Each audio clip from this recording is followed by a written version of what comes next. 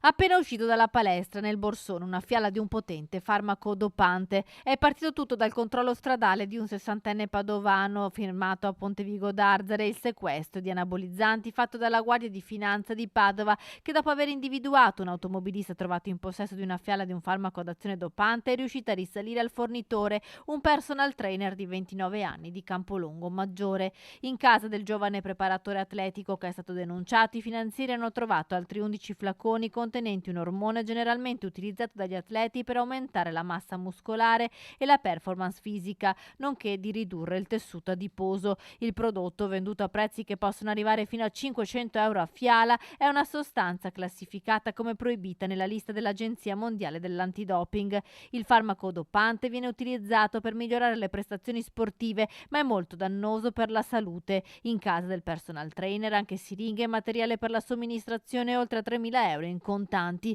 Il preparatore atletico è stato denunciato alla Procura della Repubblica di Padova e di Venezia per il reato di utilizzo o somministrazione di farmaci o di altre sostanze al fine di alterare le prestazioni agonistiche degli atleti.